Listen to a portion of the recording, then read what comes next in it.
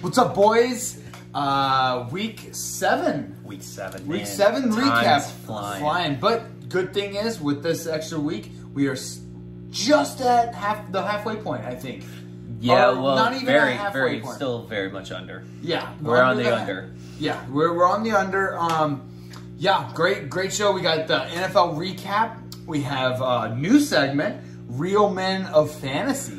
Real Men. No. We gotta wait. Oh, not now? Yeah, let them. Oh, okay. Please go check it out. It's actually pretty funny. Yeah. We recap the matchups. Okay. Yep. There was that. there was a bunch of great name changes. We Oh, talk right. about the how many times Chris and Luther changed their name. The name battle. The name battle. Yeah. That was beautiful. We got the trade. We talked about a couple of trades that we couldn't get to last week. Yep. We had the overpaid, underpaid. Yep. Yeah, Of course, classic. Yeah. Classic. It's getting good. It's getting good because people are running out of money. Yeah. You know. We have our power rankings. Power rankings. They never the way the league says they are. Mm-hmm. And then we have our predictions. Yep. And we have a little maybe a bet coming in. Between us two about what the winner / loser will have to do / get if one of us wins or loses. We're gonna leave it up to you. Good show. One thing I wanted to say, my mortal lock of the week this week. Unfortunately, last week it won. I picked the Bengals plus 6.5. Yeah, that won. So if you tried my get rich quick scheme, I hope you didn't bet your mortgage because you would have lost. Yep. But my mortal lock of the week this week is the Jets plus 10.5. Plus 10.5. Yeah. So that's mortal lock of the week. Obviously, fade it because it will always lose. Always. I'm gonna bet it. I think it's great, but yeah, definitely fade it. Yep. But yeah, let's go. Well, we got a great show, right? Let's do this. I mean, this show is just like wine. It's aging well. Get sweeter with time. Let's go. Okay, let's get to the NFL recap. Actually, let's do the predictions first from last week. Okay. We did stellar again. I think that needs a shout out. We had a 5-1 record. Both of us did. We both picked the same. I swear we weren't picking them at the same time. We both picked 5-1. The only one we lost was Legion of Buttsex versus the Tutu Train. I forgot the impact of the name change. Oh yeah, he actually has a 2-game winning streak because since that name change. Since that name change. Yes. Wow. Maybe some certain teams need to look into. I mean, hey, I've changed my name 3 times this season, so and somehow I'm 5-2. Yeah, I mean, I guess the name changes are working in a way. I mean, I think Luke felt like he needed to revert back to last season, which, I mean, he didn't win last season, so, I mean, you didn't think it would make sense, but... He just needed to shake it up, right? Yeah, shake it up, go back to the old ways. I don't know. There's something to be said about that. I guess so. Yeah, I definitely thought the Tutu Train was going to keep rolling, but we'll get to that later. Right now, let's do the NFL recap. I want to start by saying I had no idea it was National Tight End Day. Yeah. But it was National Tight End Day, and it did not disappoint. It didn't. And actually, I believe that is actually fairly new. From what I understand, Travis Kelce met with the governor of New Jersey and came up with it. Yeah. Is that so? I thought Kittle invented it. It was Kittle. I get them mixed up. They're interchangeable. Okay. Yeah, I guess. They're both phenomenal tight ends. Yeah, so phenomenal tight ends. Yeah. But yeah, Kittle was fired up. Tight ends did really well. We'll go through the matchups or the NFL games and point out the tight ends. But yeah, real quick, I kind of wanted to shout out Chantel Huff. Yes. She has over 43,000 followers on TikTok. Jeez, she's TikTok famous. Yeah, she's doing work. Let's give a round of applause to Chantel Huff. Well done. This weekend was kind of like snooze. last week. Yeah, it was a snooze fest. Snooze fest. There was a couple of good games, and we'll get to the Detroit game. Don't worry, Bobby. But two of the games I kind of wanted to talk about that we're not particularly fans of, like as a fantasy league. One, the Chiefs are broken. I think they have problems. Chiefs, yeah, you can officially say they are broken. I don't want to say they're bad yet, because like they were just a Super Bowl caliber team last year. Yeah, but when your defense ranks 31st or 32nd in every major category, that's when it's bad. Yeah, all right. We'll see how this plays out. They got the Chiefs have what? The Giants next? The Chiefs, I think they have like a team that they should beat. yes. They should beat next week. I don't know if it's the Giants or not. It is the Giants. It is the Giants? Okay. Yeah, because their boss just had Jude do his picks. Nice. Oh, who did Jude pick? Do you know? He picked the Chiefs. He picked the Chiefs. Okay. But although there is a little controversy, because in that video, he says he asked him multiple times, but I believe, and we might have to do a replay, I think Jude said Giants first. Really? And then he asked him again because Chris wanted him to pick who Chris picked. we need Jude's natural answers. We do not need something skewed. So, like, I don't know what you're trying to do here. We might have to look into this. Okay. Yeah, there's a little bit of a controversy. That's why I love Chris Nerboss. He never does anything or goes anywhere without a little bit of controversy. Yeah. He loves the chaos, and honestly, I kind of love watching the chaos. Well, I mean, it's a show. It's a show. He's a performer. Yeah, he's a performer. He's a performer. And he wants the show. Yes. The show must go on. Absolutely, and I love it. I love every second of it. Yeah, I want to talk about the Titans game. Yeah, sure, Derrick Henry had less than 100 yards, but hey, guess what? He threw a touchdown. Hence, robot. Yeah. He's a robot. Yeah, also with the signature throwback of the Tim Tebow jump pass. Mm-hmm. Yeah.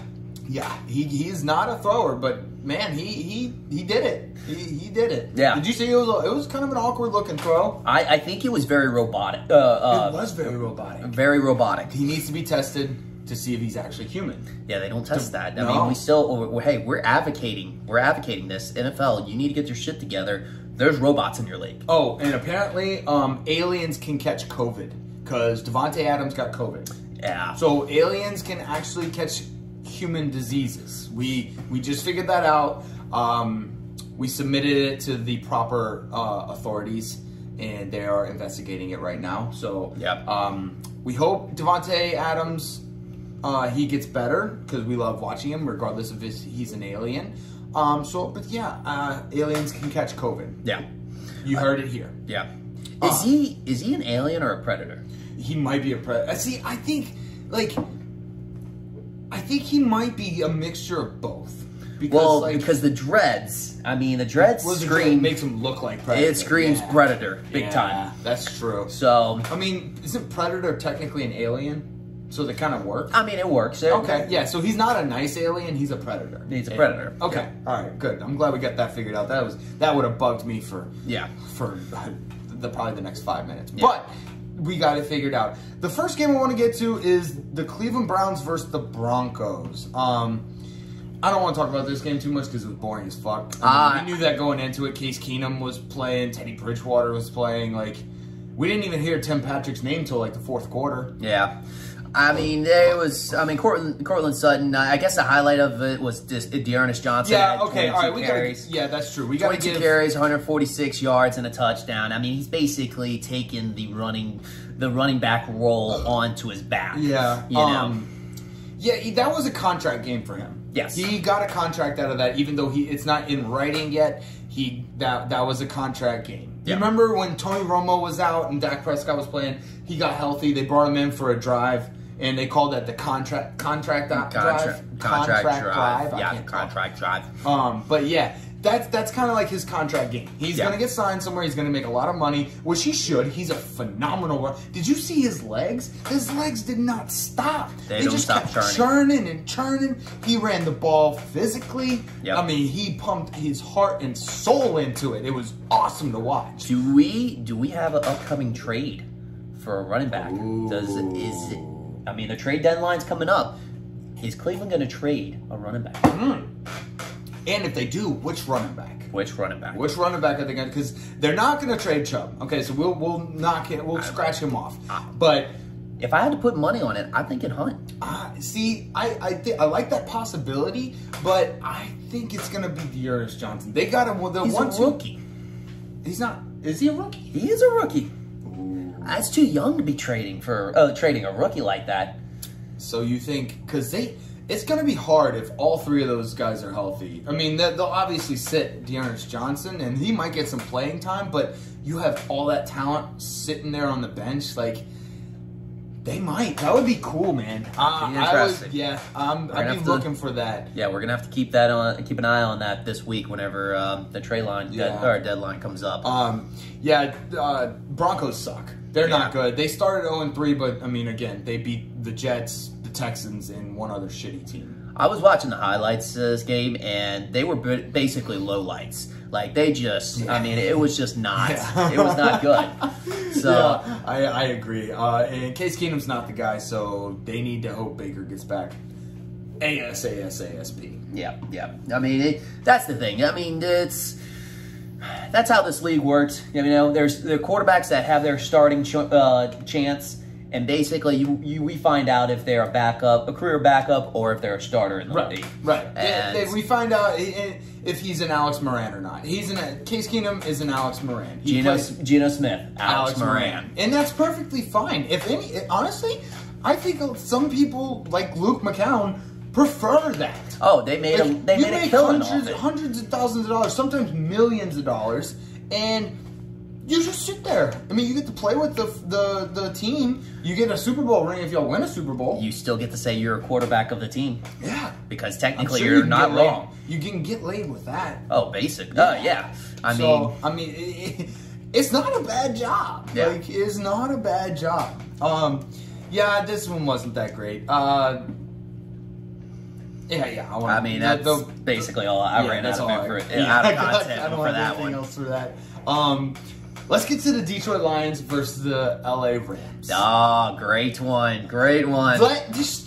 Let's clap it up. I know Detroit lost, but they lost in the most spectacular way possible. Well, one of the most spectacular way possible. They did everything they could do. Dan Campbell did not hold anything back. Dan Campbell literally came in and finally said, just fuck it. Fuck it. He said fuck it.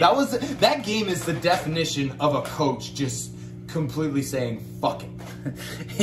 He went up to the special teams coordinator, and he's like, all right, coach, what's the game plan? He's like, everything.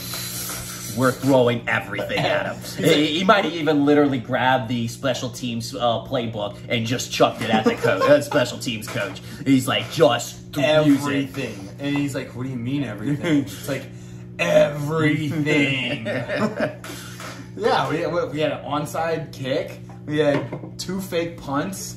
And I like that strategy because they were basically Dan Campbell went for it on 4th down. Yeah, but no, he scored first, and he was literally like, "We're not giving them the ball.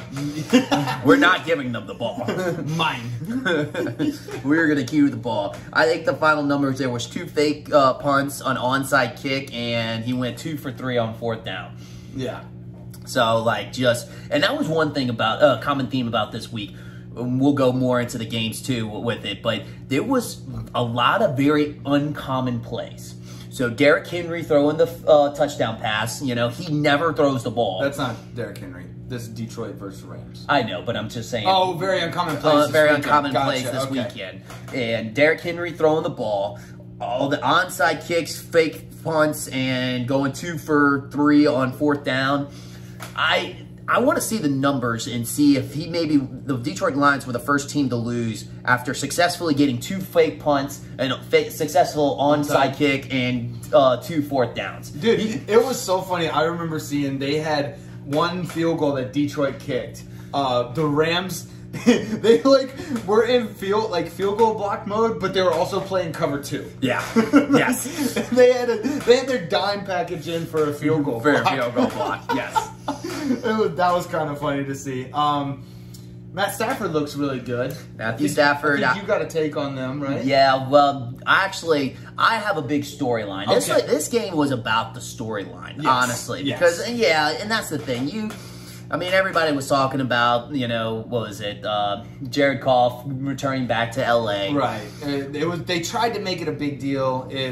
I don't know if it was made a big deal. Well, they were trying to, I think the big deal with, like, was between, like, Matthew Stafford. But honestly, in my storyline as journalist of this game, yeah, that was not the storyline for me. This was the relationship between McVay and Jared Goff. Oh, do tell. So basically, this is how I break it down, is that, you know, McVay broke up with Jared Goff. Okay. So Jared Goff is the girl in this situation? Yes. Okay. Yeah. I mean, that's quarterback. Okay. Yeah, that's true. Yeah. They're the pretty ones. Well, I don't know. Sean McVay's pretty good looking too. Yeah, I mean, guys can be good looking. Yeah. Like, all right. Anyways, so basically they broke up.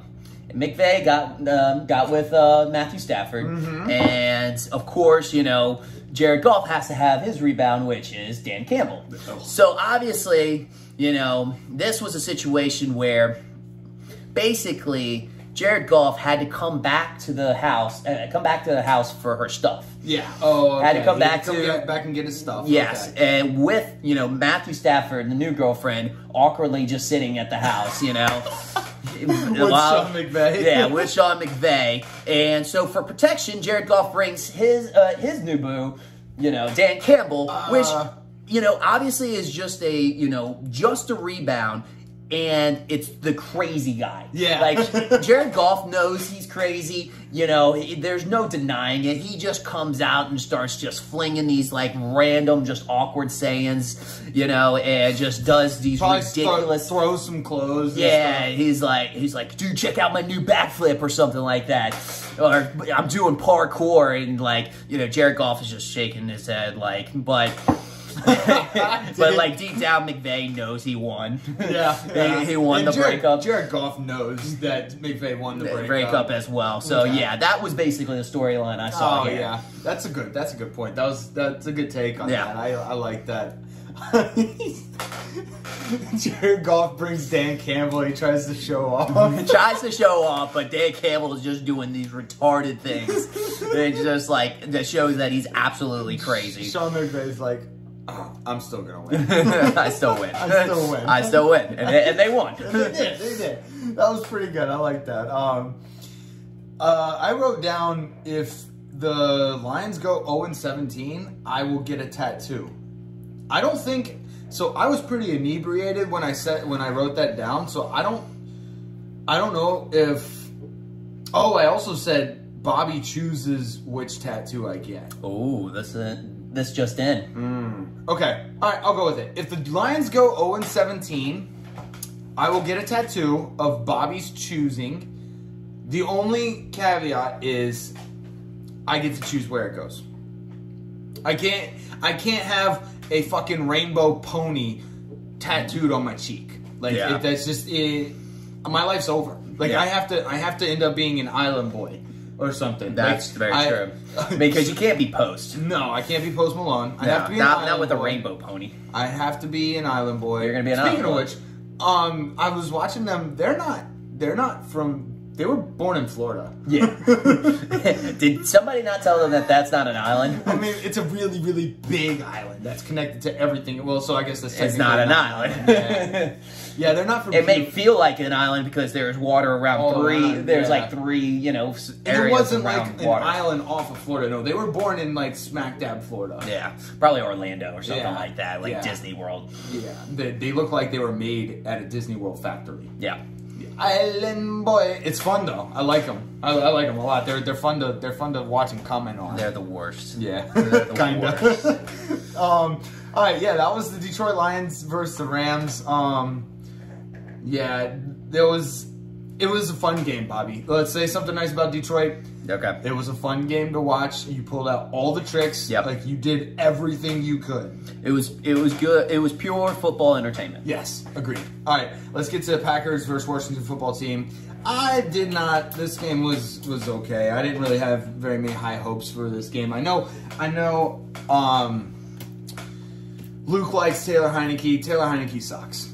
He's just not good at football. He's not Brett Favre. Yeah. Scary Terry, on the other hand, is very good at football. he will make him look good. Well, as we get closer to, Halloween during spooky season, like, obviously, Scary Terry, that's where he shines. Right. All right. So he's feeling it. Heineke is fast, though. Did you see his legs? Yeah. He can't go down right before the end zone, which actually is a rule that I didn't realize that they just implemented not too long ago. But, like, if quarterbacks now, if they go face forward, it stops the play as well. Oh, they're giving themselves up when they go face forward. As well. So, like, when he put that knee down right before the end zone, he's giving it up. So, I don't know. Something smells like team spirit. I mean, no, just kidding. But no, something smells fishy with this. It must be the owners are like, hey, I'm spending millions of dollars on my quarterbacks. I don't want them to get hurt. Yeah, okay, and I think they're trying to protect the quarterbacks, and I think this is just an extension of that. Yeah. So I get it, but the last thing I had, it was a great color game. The uniforms matched. They were a great shade of red or maroon, whatever the Washington football team I would probably say maroon. And the green from the Packers. The helmets. When I was watching them, it looked like Little Miss Pac-Man. Oh, little Pac-Mans on the field? Little Miss Pac-Man on the field. Just multiple ones. Yeah, just going all over the place. Just like that was eating up the Washington football team. Yeah, that was kind of fun for me. I was just like picturing Miss Pac-Man just... That's funny. But actually, I was talking about going back to Taylor Heineke. I've got the fastest quarterbacks in the league. Lamar Jackson, Kyler Murray, and Taylor Heineke. Really? Ooh. Yeah, I'm putting Taylor Heineke up there. He's got some legs. He's got some legs. We got to look at the 40s. Yeah. We'll have to look at the 40s, but I really don't want to. This was just the eye test. I want to keep believing this. Okay, this is your eye test. That's fine. I like your eye test. You know what? Fuck the stats. Yeah, fuck the stats. Fuck the stats. Who needs stats? What does stats mean? Who's why do we need analytics, right? Yeah, says Dan Campbell. Unless we're going for it on fourth down. I like the fourth down go. I like going for it on fourth down. Punting it when you're on the opponent's 45-yard line on fourth down in like 5 or less is absurd. Yeah. I go for it. Go for it. There's certain punters like our boy Gillikin's Island who is automatic when pinning it 10 yards within 10 yards of the end zone. So if you got somebody like that, maybe, but go for it. Just go for it. Anything else in this game? Did you see the kicker for Washington football team? Oh, his name's Blewett. Blewett. Oh, yes. Yeah, I love that. Blewett. That's don't be a kicker if your name's Blewett. Yeah, he kind of blew it on his first NFL career kick. Yeah, because it was a blocked field goal. Also, odd plays from the weekend. There was 2 blocked field goals in this game. It's just a lot of odd plays all over the field. Any kick sixes? No kick sixes. Alabama fans didn't have a heart attack. Okay. Dude. PTSD? Yes. Yeah. Dude, kick sixes are one of my favorite, man. They're electric. Oh my gosh, they're electric. Yeah. All right, let's get to the Falcons versus Dolphins. This was actually one of the better games of the weekend. One of the better games of the weekend. Yes. Yeah. I was hoping to shit on the Falcons this week, just because they lost. Them losing to the dumpster fire that is the Miami Dolphins would be awesome. It would have been awesome. I have to say something nice about him because Kyle Pitts. He's here. He's here. He's here, and he is the truth. Yes. Hello, NFL. Kyle Pitts is here. Yeah. And he doesn't look like he's going anywhere. Yeah. Also, just to emphasize how unlucky Jay Luthro is, as soon as he traded, Kyle Pitts is still going off. It has continued it. So we'll get to Jay Luthro later. Yeah, we got a whole thing for him. But, so it was a good game. It was a good game. They didn't blow their late lead. They actually came back and ended up winning on the last second field goal. Last second field goal. Yep. So good job, Biggs. I guess, which I'm excited about. I'm rooting for Atlanta in the World Series. A little change of pace here. Yeah, a little bit. We're sticking with Atlanta, but I like the Braves. I always have. I know a lot of people here in Louisiana are Astros fans, but I'm going with the Braves. I'm going with the Braves on this one. They're a fun team, and the Astros are cheaters. So it's nice to see the cheaters go down on the biggest stage. Look, the Houston Cheetahs. the Houston Cheetahs are still my team. You know, they got my boy Alex Bregman. Yeah, he's my boy too. Mr. On Base. Mr. On Base percentage, man. He's always on base. Always on base. Always. Every time I click on the game, it's like there's a Bregman. He's on second base. Yeah, exactly. Running scoring position. Oh, I wonder who that could be. Yeah, he is on base a lot. But yeah, do you have anything else for the Falcons Dolphins? Yeah. Deshaun Watson to the Dolphins. Ooh, yeah, we are. Are we talking about that now? I mean, like we've always been talking about it, but now like the talks are getting like actually kind of serious. And you know what? Houston actually might get their deal that they want, because not only are the Dolphins looking at him, the Panthers are looking at him now again too. Oh, Sam Darnold's bad. Yeah, so that is going to be interesting to watch. Also coming up to the trade line. I know that's the biggest headline for all the sports media. Is that one? I think low-key dark horse running back from Cleveland might get traded, but Johnson, yeah. But I mean, Deshaun Watson to the Dolphins, I just think it's gonna be. Yeah. It just seems too much. Like at this point, the noises are getting so loud at this point. I just don't. That's one of those contracts I would love to read the fine print on. Like, I want to know what certain clauses that Miami will have in this contract, that if he gets convicted of these alleged rapes, will they be able to get their money back or some type of compensation? Do you think it's going to be like? Do you think they'll do like trade protected picks, like they do in the NBA? I mean, that's what I'm saying. I want to see the details. I need the fine print. I want to see all of the little added clauses. I'm gonna get the contract, and then I'm just gonna get a lawyer to interpret it for me. Yeah, because I don't like reading that legal bullshit. Yeah.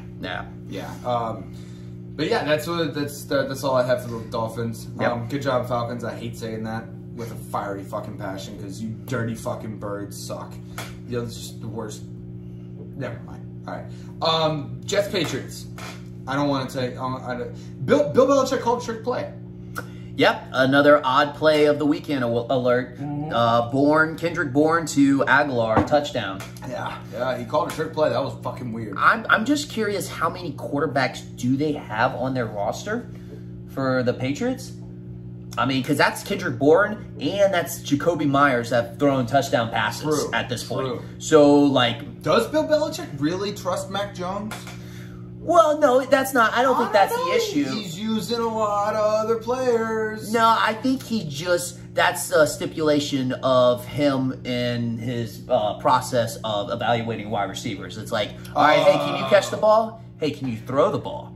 And it's like, wide receivers like, what? Okay, wait. Yeah, played quarterback in high school. You know, obviously all wide receivers played quarterback in high school. People that are that good at football play every position on the field. Yeah, and so like a great safety in the or a great linebacker in the NFL has played D-line, safety, quarterback. Like they probably play running back on the offensive side. Like quarterback. Yeah, and quarterback. Yes, yeah. If you're that athletic, you know usually from an early age. Some players develop, but you usually know from an early age. Well, high school coaches, basically their philosophy, and it doesn't change with either one or like anywhere you go. But basically their philosophy is, hey, who's my best athlete? He's quarterback. Yes. He's going to be the quarterback. He is going to get the ball more times than the center. And the assistant coaches or offensive coordinators like, dude, he can't really throw the ball. I don't care. He's getting the ball every down. Yeah, the Jets they're bad. They're really bad. Mac Jones did look good though, but I feel like the Bill Belichick game plan kind of caters to it. Basically, what I had noted down is Rodgers owns Chicago and Belichick owns the Jets. Yes, absolutely. Yes, that Bill Belichick is the mayor in that tiny part. It's in New Jersey, right?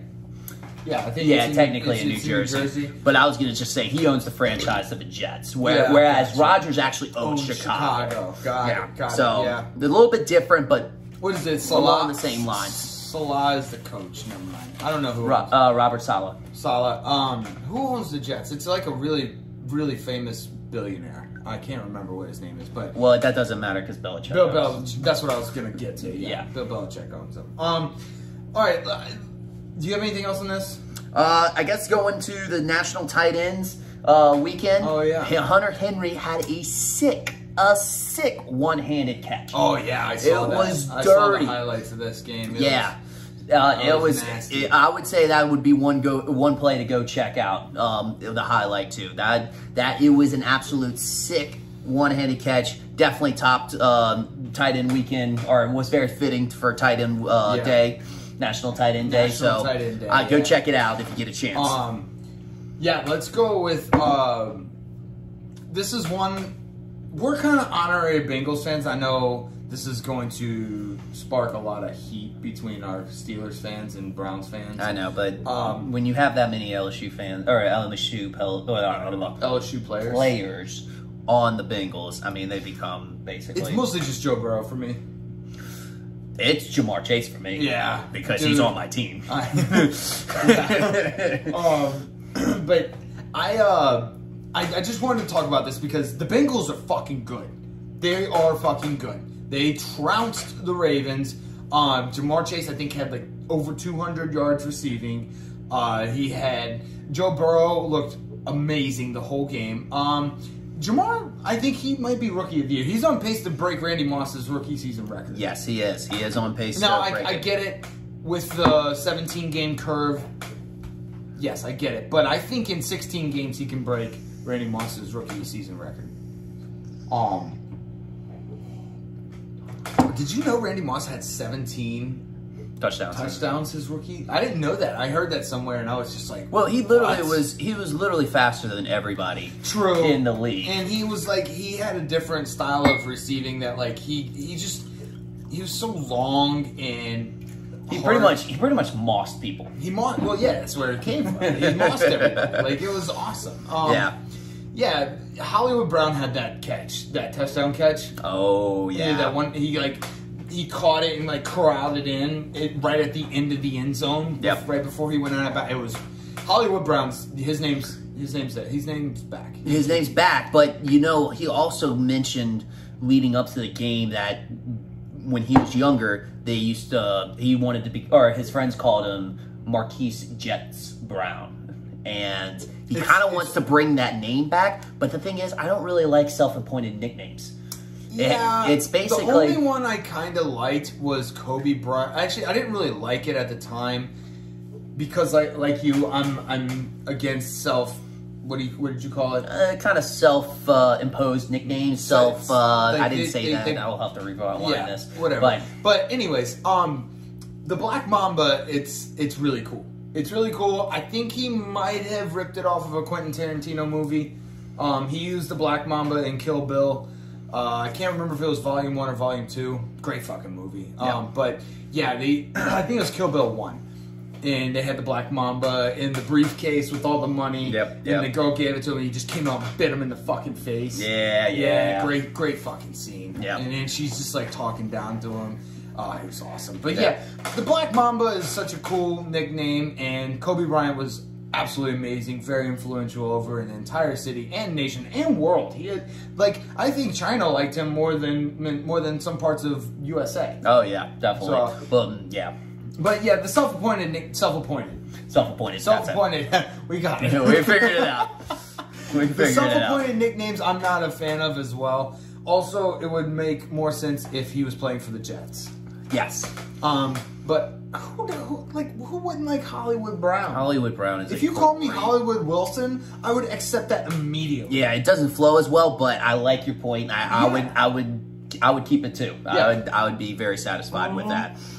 A highlight of this game, I would have to, if you want to go check out a highlight of this game, I would go check the Jamar Chase slant where he splits 3 defenders. Yes. And all the Pittsburgh fans are probably going to like that one because they hate the Ravens. Probably more so than the Bengals. But also, I forgot to mention this, but we did do this for our Pittsburgh Steelers and Cleveland Brown fans because of how much they hate the Ravens. Yeah. So this is kind of good for y'all too. Yeah, exactly. Even though we are honorary Bengals fans. Yes. Yeah. But you know what? I was going to say that's kind of reminiscing of the OBJ slant play where he took it to the house with the Giants. Is he the new OBJ? That's what I'm saying. OBJ had... I think he's bigger than OBJ, though. Yeah, well, I mean, the thing was, OBJ took the league by storm when he officially had that one-handed catch. I mean, the OBJ catch, I mean, from then on, that's when people, like, started mimicking it and stuff like that. But he was signature for that one-handed catch. But I think before that, he had that slant that took it. I mean, afterwards, he had the slant route, too. Yes. Like, he perfected the slant route. And I don't know why the Browns don't utilize that more. I don't know if they make sure to block that or like guard it. I think he just has a riff with Baker Mayfield because he was like even hyping up his backup quarterback. That's true. A little bit more so. If you like go overboard by hyping up your backup quarterback, there's got to be an issue. Yep. Yeah, that's true. That's true. Yeah, I just wanted to throw that out there. The defense did a great job of containing Lamar. They look good. Low key, Bengals defense, not bad. Not bad. Not bad. I think the Bengals are good. They The over-under for their wins this year was 7.5. I wish I had smashed the over. Oh, dude. I mean, it was 7.5 going into this weekend. Yeah. Still. Oh, really? Yes. Oh, it was 7.5 going into this weekend. So, I mean, I'm sure that number's been bumped up for sure. It's got to be close to like 9.5. Yeah. I mean, I wouldn't be surprised if the Bengals won 10 or 11 games. I mean, I would still maybe put money on that. Yeah. But... yeah, no, basically the Bengals had heard all the word, the rumors and all the talk about how, like, oh, wait, we really don't know about the Bengals. They're like, yeah, no, we're here. We're here. We're here, boys. This was the game that said, hey, yeah, we're here. Yeah. So, yeah, the Bengals trounced the Ravens. Burrow had 400+ yards. He has 416 yards. Classic Joe Burrow interception. He's always going to throw an interception. Well, he's an aggressive. He's an aggressive passer. Yes. And, I mean, I like that. Yeah. I like that in my quarterback. You can't have too many of them, though. His offensive line could get better. Like, I mean, I think he's working well with what he has. Yeah. But they could get better. Yeah.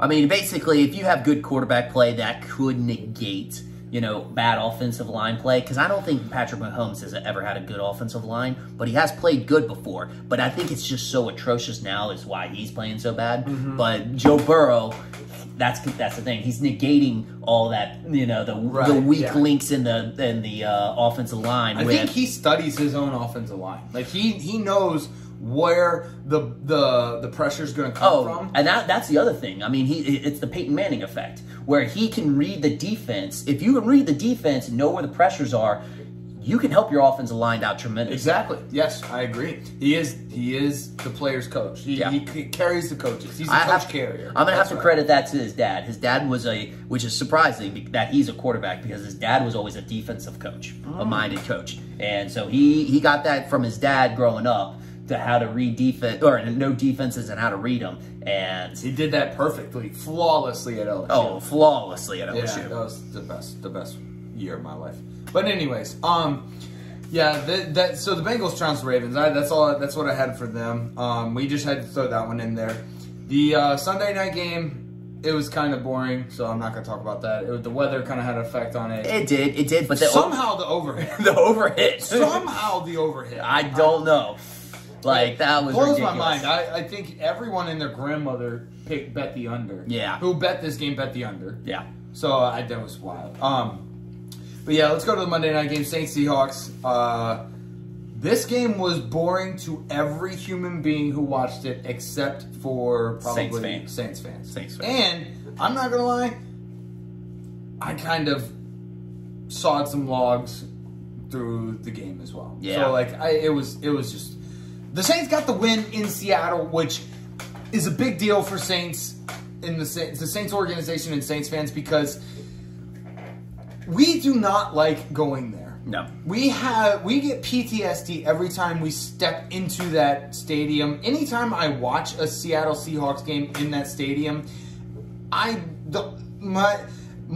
dumb brain just goes straight to Marshawn Lynch grabbing his junk in the end zone. I'm not gonna lie, I cringe and I have a panic attack. Yeah. Every time there's a running play. Yes. When there's a running play, I gonna cringe. grab his junk. But you know that the Saints were thinking the same thing too, because they stuffed the running game. Yes. They absolutely were like, we're going to stuff the running game. Well, I mean, Geno Smith he kind of sucks. So yeah, I mean, obviously they probably were saying, "Hey, we want Geno Smith to like beat us," but at the same time, I think it was more in the fact that they don't want that running game. Absolutely, that was the most embarrassing thing I think I've ever experienced, and we were Saints fans when Aaron Brooks was our quarterback. Then threw a backwards pass And to the ref. Yes. To the ref. Threw a backwards pass to the ref. Yeah. We're not making this up. This actually happened. Go look it up. Yes. It was incredible. Yeah. Like how bad Aaron Brooks was. Yeah. Yeah, no, the only thing I had was so fucking boring. That was my note. Yeah. I'm gonna say this is that it's nice to see that we have a quarterback that can throw deep passes. I just think that Jameis Winston needs to tone it down and not try to throw a deep pass every single play. You can tell, obviously Sean Payton had the handcuffs on him. Yes. But when there's a broken play, he did this. He's like, go deep, go deep, go deep. Dude, I could probably point out more than both my hands the times that Jameis Winston on a broken play would be pointing down the field. He's pointing to the wide receivers to go deep every single time. Like, it's just, it's ridiculous. It's so funny because, he just wants to be let loose. Yes, he does. He does want to be let loose. Sean Payton is definitely putting the handcuffs on him. Yeah. You could tell, but yeah, it's funny. And like I said, I like that I have a quarterback that can throw it deep because the last 2 years with Drew Brees, I love him. Rest in peace. But yeah, he's still alive. He's doing Sunday night TV, Sports Center. Really? Yeah. Oh yeah. He's recapping games and everything. So oh, cool. He's doing halftime shows. Yeah. That's cool. That's cool. I was worried about the kids. Yeah, I love his kids. Yeah. But yeah, but no, it's nice to see a quarterback that can throw it deep, but not every time, James. Yeah. Not every time. It doesn't have to be a big play every time. And especially when your deep threat is out, Deontay Harris. Yeah. When he's out for the game, like that, you don't have the deep threat much anymore. Yeah. Going back to Luther's box of chocolates analogy for the Saints, this was that chocolate that you ate, you took a bite out of, and it was, you ate it and you finished it because just the sheer fact of finishing the chocolate, but it's the chocolate that you ate completely, but you never want to eat again. Yeah, you liked it enough to finish it, but at the same time, you wouldn't eat that one. No. If you knew what it was and going into it, you would take that and you would probably give it to somebody else or throw it away. Yeah. So yep. Yeah, the box of chocolates. It was great analogy by Luke. Yeah. So that's the last game. Do you want to get to the matchups? I think we should get to the matchups. Okay. Yeah, we'll go. Let's see. Well, let's do Sermon on the Mount versus A-Rod's Last Ride first. Okay. So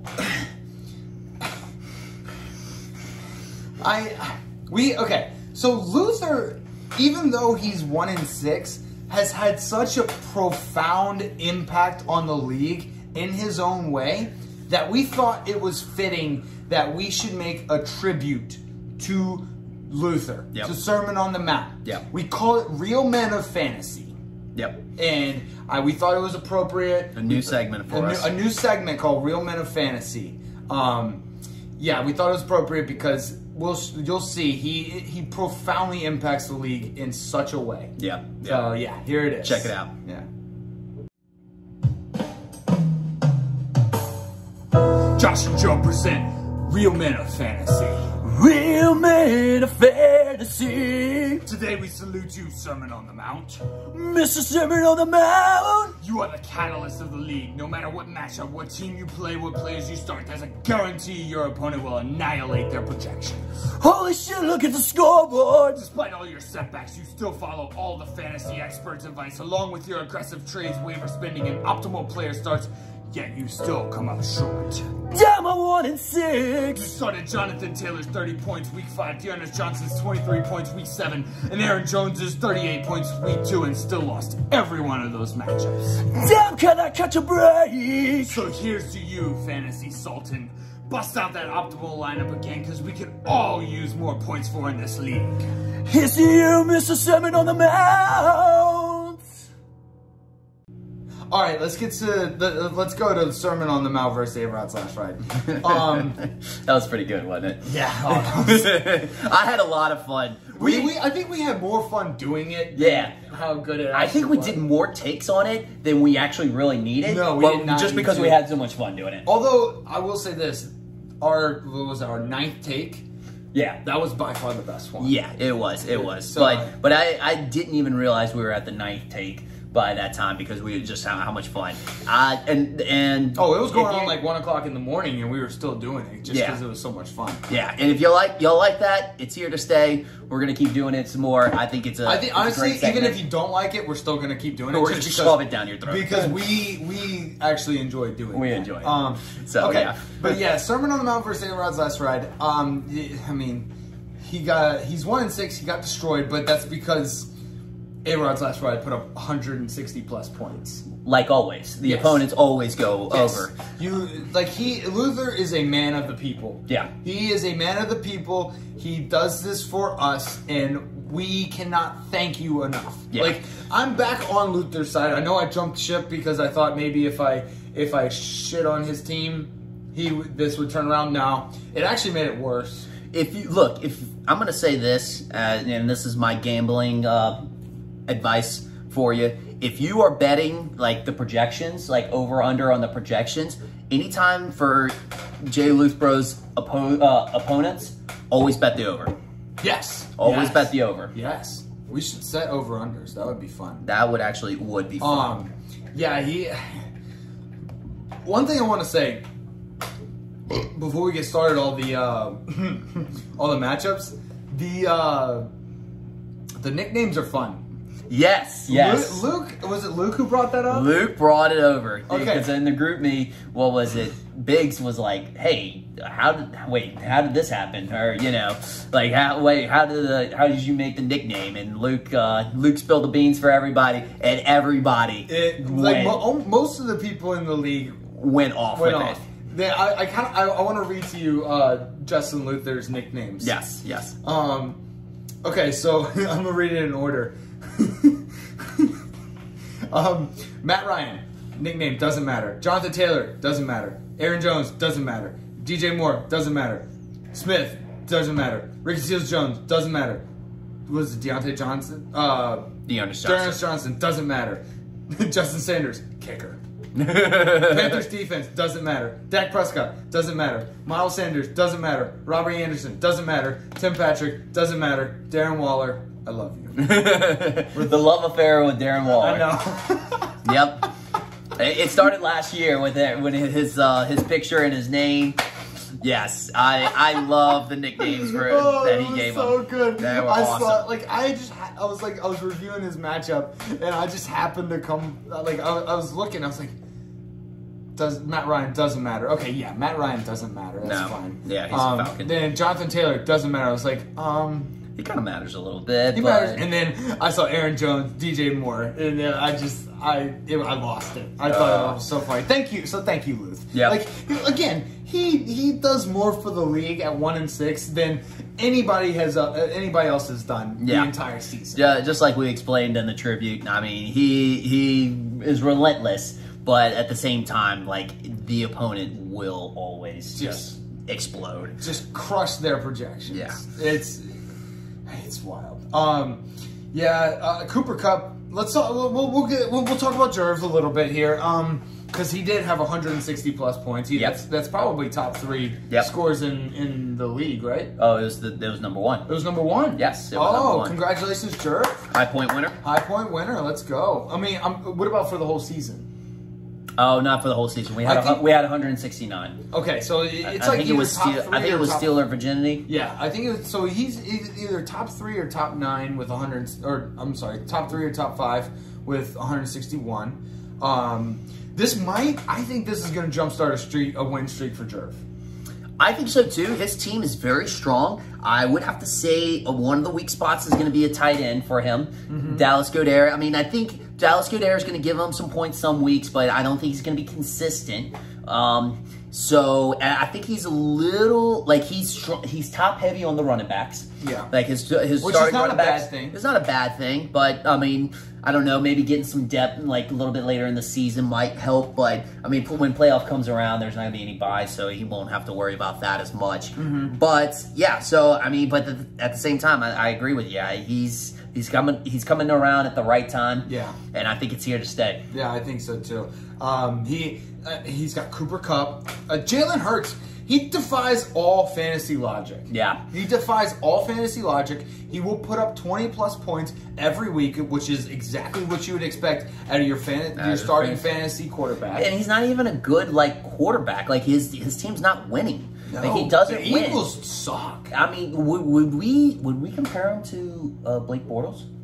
Because remember Blake Bortles. Blake Bortles sucked. But he would go after the game to the interviews and be like, well, did you see my stats? Yes. Did you see my stats? You know, like Blake Bortles played fantasy football while he was playing football. Yes. Oh, he drafted himself #1. Oh yeah, definitely. And like he definitely broke the rules of like, you know, players not playing fantasy football. He definitely did that. But I compare Hurts to Blake Bortles. Yeah, he has the Blake Bortles award. Yeah.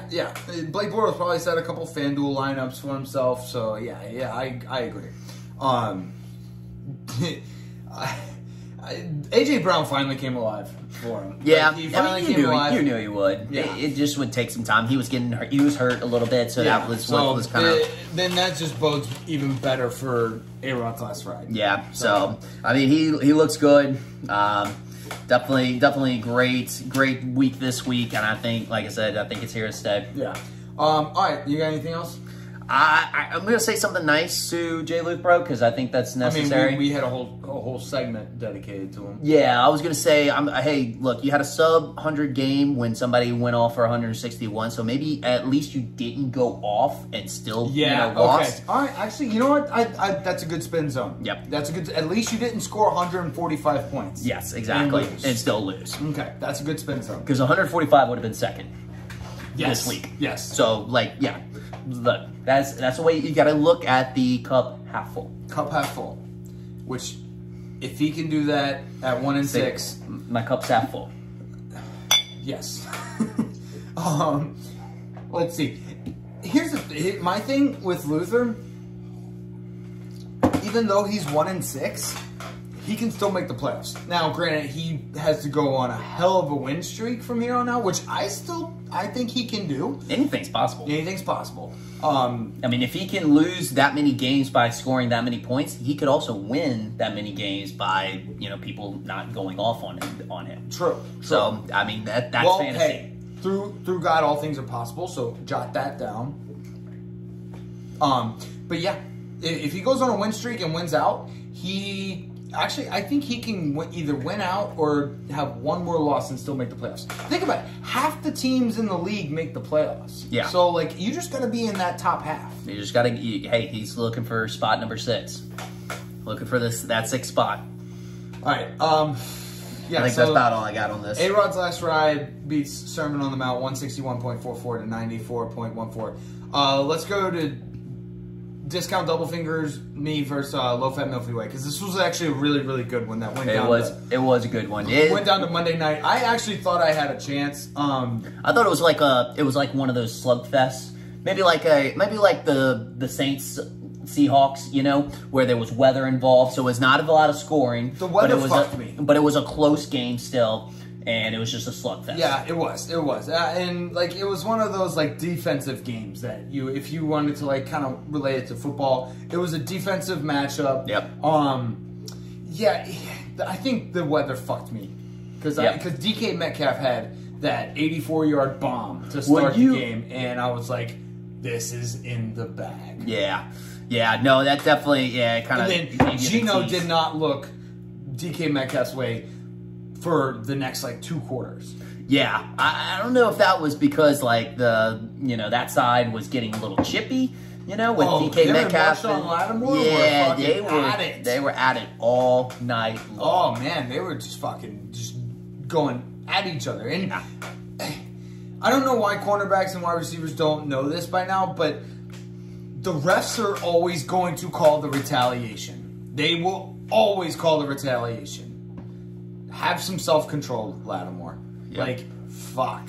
Yeah, because DK Metcalf knew it, too. That was his strategy of the game. He was like, I'm going to, like, aggressively attack Marshawn Lattimore. I'm going to get him to retaliate, and basically, he did a good job of it. I want to say he got an extra 30 to maybe 45 yards on his stats. Just on penalties alone. It's unwritten stats that he got, which honestly, sorry, it doesn't bode well for you in fantasy, but I know. He basically, what was it? He had like 84 yards. He probably should have had like 120, 130 or something like that. Yep, maybe a touchdown. Yeah, and maybe even another touchdown. Because that's true. That's a stat that analytics doesn't really factor into too much. Like, I'm sure they have like these advanced stats that'll throw it in, but like the stats that people talk about and the coaches get, that they don't factor that in. No, those are stats that you have to subscribe to a website for. You know, you have to pay for those. Or just stats. listen to us. Well, yeah, we have the true stats. We do. We have the true stats, those stats that actually matter. We do. But yeah, I was hoping to get. I'm not too upset about this loss. I mean, great loss for Low Fat Milky Way. You had an instinct this week. You had an instinct performance this week. I had my top two an instinct performance. Yeah, it was the bye. Oh yeah. A lot of people did have that, and I'll keep awarding it as it goes along. But yeah, you had the instinct performance, the bye. Yeah, the bye. Bye. I did have my top two running backs, my top two scorers, James Robinson and Zeke Elliott on buys. So, and it was. I'm not gonna lie. I'm gonna send this your way. I love the Aaron Rodgers nickname. You have the nicknames as well, and I can go through some of those. But Aaron Rodgers is the Bears owner. Yeah. And Noah Fant, Noah's Ark. That's clever. That's clever. He's basically kind of carrying the Broncos. Yeah. And then classic Ezekiel Elliott, feed me. Yeah. I had fun with those. There wasn't too many people on my. I wanted to do something with Chuba Hubbard, but I couldn't come up with anything. And once Christian McCaffrey comes back, are we going to call him Connor McCaffrey? Can we call him Connor McCaffrey? Yes. All right, once Connor McCaffrey comes back, he's going to be kind of like null and void. Maybe it's just not going to. So I didn't do anything for him, but yeah, I love the nicknames. The nicknames need to keep going. Yes, the nicknames need to be here to stay. Huge win for Chris. I do kind of want to emphasize that instead of being 3-4, he is 4-3, which I think being above 500 like that is massive. I mean, he's got himself a 3-game winning streak. He's what is it? Because he started bad. This is his on fire. This is his on fire. In beer pong terms, this is his on fire. Chris is on fire. Okay. Yep. I love it. Chris right now is on fire. He started 1-3. Yep. He was given up on. No, he didn't. He actually. No, I take that back. I'm sorry. I did not mean to say that. He never gave up. But he was in a position where most people would normally give up. Yes. And he kept fighting. Here's to you, Chris. Yes. Here's to you. Well done. Keep fighting. I will say this. I have to applaud everybody in this league. I'm going to give a applaud to everybody in this league. There's no quitting anybody. Nobody. There's no quitting anybody. Not even 1-6 start him out. No quit. He's probably the most active, in the league. And, despite his record, we had Bobby Grotovon-Skeet, who did a massive overhaul of his team. Yes. And then also Chris. I mean, Chris started off very slow, like he said. Now he's on a 3-game winning streak. He started off 1-3. Now he's on a 3-game winning streak. This is why I love it. This is why I love this league so much. Yes. Like even last year. Yes. Last Luke, year was the same. I think you. Yep. Yeah. Like nobody gave up last year either. No. Like it was unreal how many people, even when they knew they weren't making the playoffs, set their lineup. Do you remember though? I mean, if I remember correctly, everybody was in contention for most of the entire year. Almost more than 3/4 of the year, everybody was still in contention. Yes. Yeah. So hey, and right now everyone still is. This is to everybody. This is to all y'all. To all y'all, you've made this league so much fucking fun for me. Yes. This is by far my favorite league. Yes. Okay. All right. Let's get to the next one. Low Fat Milky Way beats me. Discount double fingers 87.44 to 81.16. Let's go with CD's nuts versus Antonio Bills. I like this one. Another great matchup. Yes. Another great matchup. Another fucking great matchup. Biggs is on a fucking roll. He's got a 4-game win streak. He's already caught fire. He's got balls back. He's got balls back. Balls back. Balls again. back. Okay. Yeah, Yep. I like it. So it's what was 4 it? game is balls back. Yeah. So, So 2 is heating up. 2's heating up. 3 is on fire. 4 is balls back. Balls back. He gets the balls back. Okay, I like it. Yeah, this was a pretty narrow margin of victory, right? 107.04 to 102.04. Yeah, it was literally a 5-point difference. Exactly 5 points. Exactly 5-point difference. Yeah, Biggs figured out the nicknames. Yes. You remember that in the group meet? Yes, he did figure out the nicknames and he went off with them. I mean, he had fun with it. I could see Biggs, like, when he figured it out and he started typing Started getting giddy like a little kid. Just holding his phone, just like... Playoff Lenny. Ty Hill. Pachita. AJ Green, he's got Rise from the Dead. That's a good nickname. I like that one. That's a great nickname. That was good. Stephon Diggs, Mr. Reliable.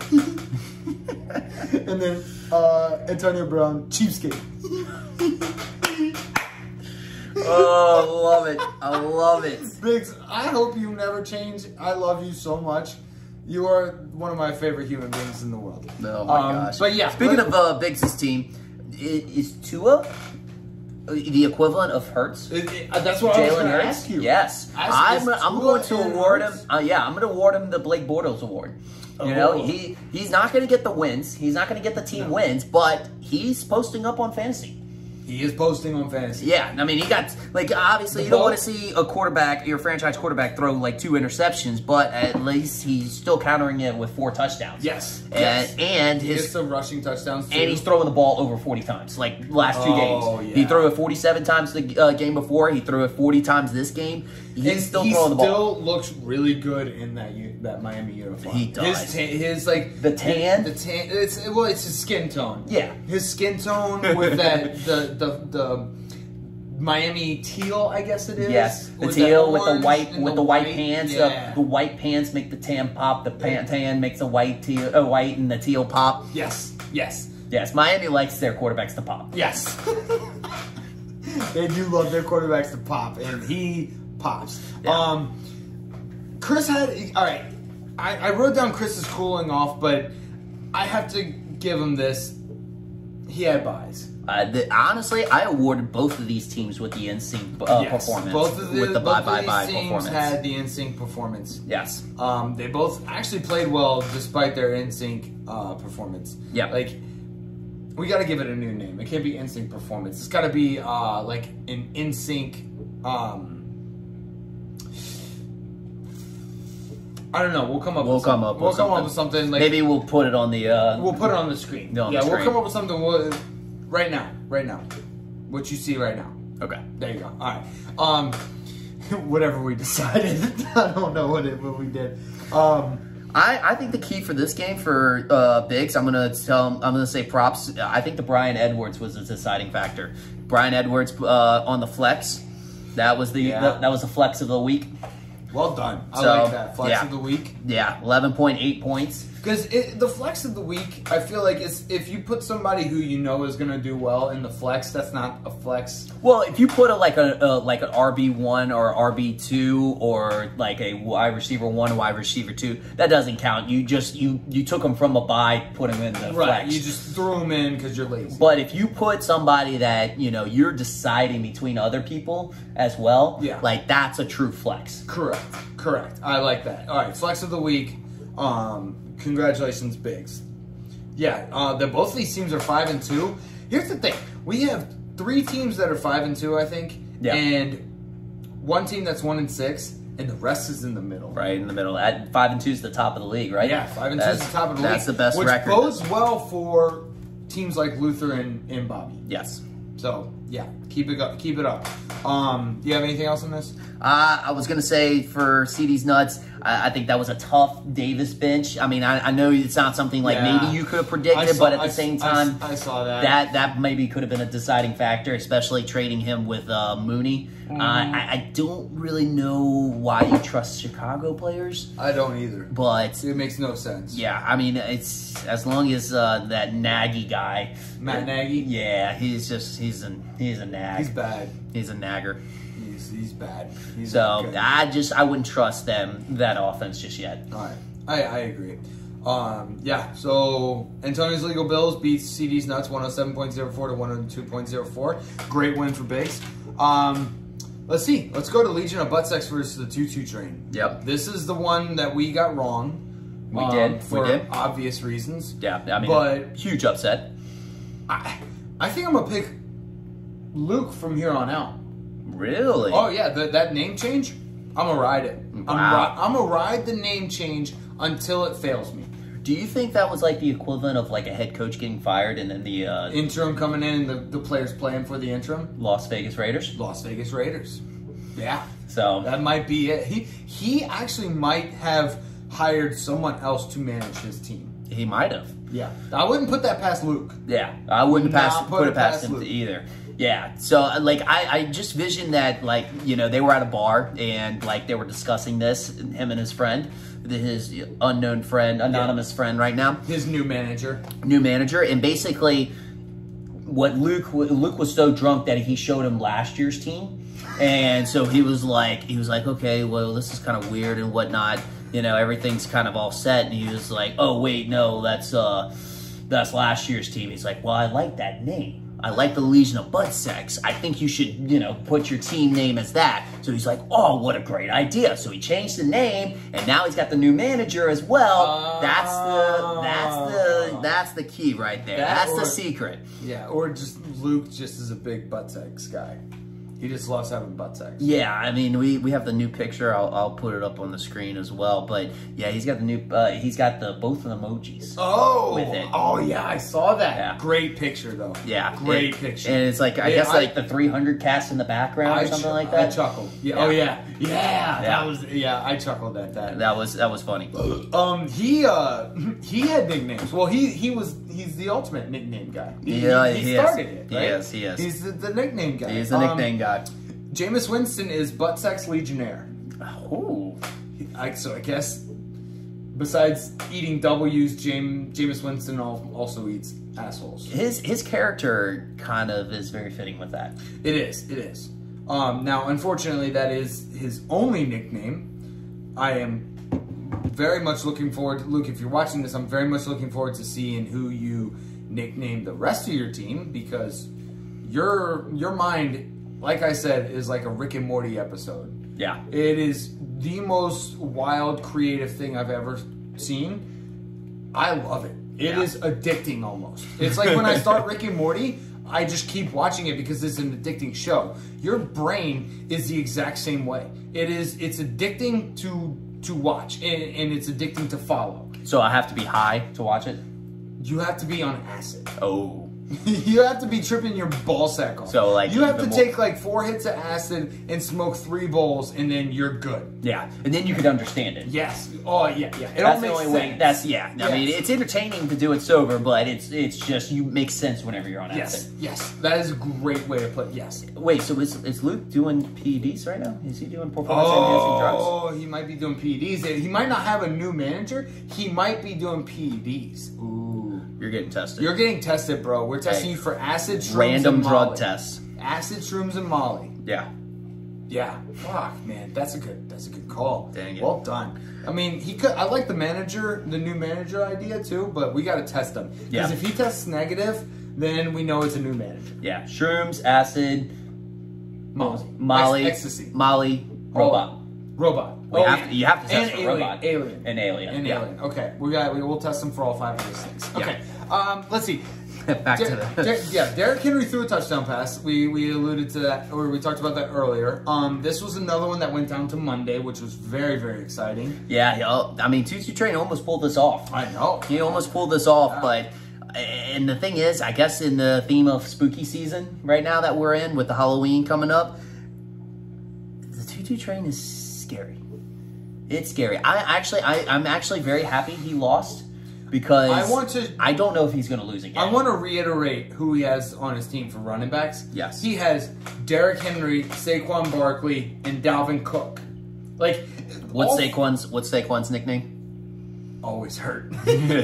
Oh, he's got some Derrick Henry, a literal train. And then I So love fitting. Lamar Jackson, Big Trust. Big Trust. Yeah, him and that's Mark Ingram's podcast. Yep. Big Trust. I love it. Love it.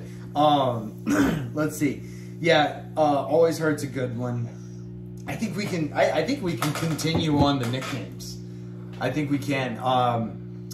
Yeah, the Choo-Choo Train has nothing to worry about. This was actually a loss that he could afford. He really could. He's he really 4-3. He's set up perfectly for the playoffs. Yep. Hey, Luke is 3-4. Yeah. Like he's right there in the middle of the pack. Yep. Like, this is fucking awesome. Do you have anything else on this? Swift, low key, top 5 running back right now. Low key top 5 running back. Like in the last 3 weeks. In the last 3 weeks, yeah, he's been low key top 5 running back. Yeah, and then which has prompted him to the 2 win streak that he has right now. So he is heating up. Both of these teams had the NSYNC award. Well, or whatever we called it. Yeah. I don't know what we ended up calling it. I don't know. We edited it later. Yep. But yeah, it'll show up again on the bottom right now. Yep. Yeah, they had the NSYNC award or whatever we called it. Both of them had a lot of buys. Yep. So yeah. Do you have anything else on this? That's this about was it. a great one. I loved it. Scary Terry was scary. I don't know why Luke doesn't have his nickname as Scary Terry. That's I mean, You got to change that, bro. Yeah, if you're gonna do nicknames, I mean, come on. Yeah, do Scary Terry. Yeah. Okay. All right, yeah, so Legion of Butt Sex Beast and Choo-Choo Train, 114.08 to 105.48. The next one I have is Grota von Skeet versus Chaos Landing. Chaos Landing... No, actually, you know what? Let's start with Bobby. Bobby got to win. Bobby got to win. Bobby got to fucking win, baby. He got to fucking win. I'm pumped. And The new revamped team is working. The revamped team is working. I'm going to talk to James. I'm going to tell him to set his lineup because AJ Dillon had negative 2.7 points. Yep, that's the second team that has started a negative point player. And here's the thing. He took out Tanyan and put a injured Rob Gronkowski in. Again. Like he actually made an effort to put an injured Rob Gronkowski in the lineup and take a healthy Robert Tanyan out. Yeah. So, yeah, I'm going to talk to him. That was, we do not accept this. He's got some love affair with Rob Gronkowski. He does, I think he's watching too many of the commercials that he's doing. I think so too. Yeah. Yes. I think that's influencing his decision. He's like, oh, Rob Gronkowski's healthy. He's doing commercials. You know how in the USAA commercial he goes like, but I'm special? James is like, yes, you are. Yes. Yeah. That's exactly how his reaction is. He's screaming at the TV. He's like, yes, you are. Oh man, but yeah, we'll talk to James. We'll get him to set his lineup and be a little more active because we do not tolerate this kind of activity in our league. When you talk to him, does he start Tannehill over Mahomes? Oh, that's a good one. It's an interesting question, and you know what? It needs to be talked about. It needs to be talked about. Like, that is true. I mean, what was it? Mahomes scored 6 points this last week. That's all he scored? That's all he scored. So, like, I mean, I don't know. Look, it's something that is controversial to say, but it needs to be talked about at this point. Yeah. Bobby had one. I mean, he had Amari Cooper on a bye, but other than that, like his team did solid. It did do solid. He scored over 100 points, which I don't know he hasn't done in like 4 weeks. Or no, he did very recently. I can't remember, but yeah, I think he did it very recently. But hey, he scored over triple digits. That's a W as well. Bobby had quite a few W's. Yeah, he did. DeAndre Hopkins, who just traded for it, helped him out with a nice, good 14 points. Yep. Godwin along with the rest of the Tampa Bay Buccaneers feasted. Just, I mean, feasted. What was it? Mike Evans had 3 touchdowns. He had over 100 yards and a touchdown. Like, everybody was just scoring in that game. And then, like we called it, when we were picking this matchup, who do we say was going to carry the team? Oh, Joe Burrow. Joe Burrow. Because he carries teams. He does. He carries teams. He carries teams. He carries coaches. He carries everybody. He is the man's man. Yeah, he puts the team on his back. He puts the franchise. He puts the college. He puts football on his back. You have anything else on this one? I think that's about it. All right, Grota von Skeet beats Chaos Landing 101.54 to 66.84. I wanted to save this one for last because not only was this a great matchup, because even though the score doesn't say so, it went down to Monday night. It did. It went down to Monday night, and due to the weather, it could have gone either way. Now that hindsight, obviously, it makes sense that Alvin Kamara got fed like he did because of the weather and because of the handcuffs that Sean Payton had on Jameis Winston. Yeah, well, but the thing is they had to talk with Jameis Winston. They obviously had to talk with Jameis Winston and was like, hey, look, your best player, your running back, is literally sitting in the flats, like most plays, like while you're looking deep.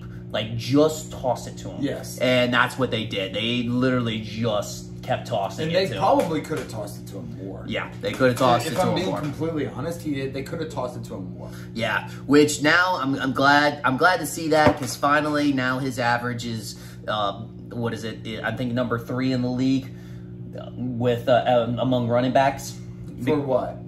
Average points per game. Oh, really? For fantasy points? Fantasy points. Oh, okay. So, like, I was a little bit worried because he started off slow. He was a little bit down, but now he's made himself up to top 3, right where I think that's the way Sean Payton's game plan from here on out is going to be. So he's going to get the ball. It might not be in rushes, but he's going to have a solid 8 to 10 catches a game. Yeah, and I think he's probably the most balanced guy in the league.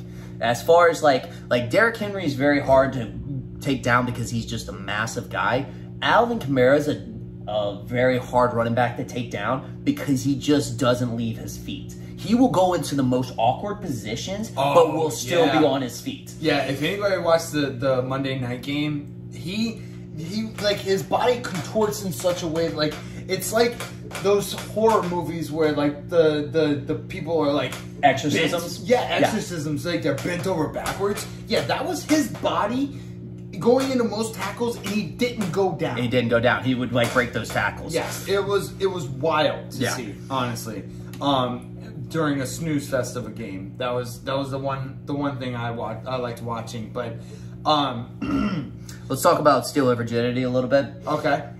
The fact that he started Sam Darnold and he had 3.44 points?